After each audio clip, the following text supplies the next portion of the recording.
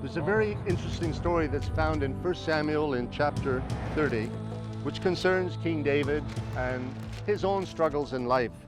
David and his men had been at the city of Ziklag, and then they went away to the land of the Philistines. When they came back after 3 days, they discovered that the Amalekites had invaded the south and that Ziklag had been burned with fire.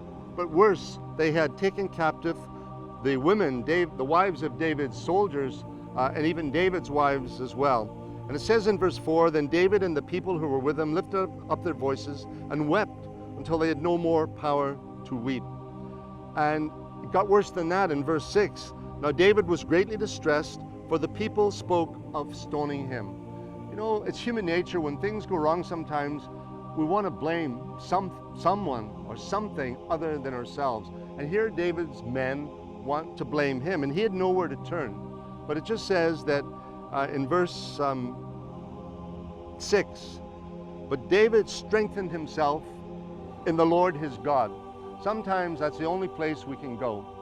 We strengthen ourselves through the Lord, whether through sitting before God in prayer or offering praises up to him. And then it's interesting, right after that in verse 7, "Then David said to Abiathar the priest, Ahimelech's son, please bring the ephod here to me. And Abiathar brought the ephod to David like the apron. So David inquired of the Lord, saying, Shall I pursue this troop?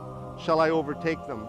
And he, the Lord, answered him, Pursue, for you shall surely overtake them, and without fail recover all," or recover everything, your wives, your children, and all they've taken from you. There are many stories in the Bible like that, where the servants of God struggle just like you and I sometimes struggle. Life calls us around dark corners, and sometimes there's absolutely nowhere to go but to the Lord himself. And David had that secret. He knew how to strengthen, some versions say encourage himself in the Lord, and that's what he did. Things he'd learned all those years of tending sheep and writing those wonderful psalms. He had time to think and have that relationship with God. And in spite of his faults, that was his place of refuge.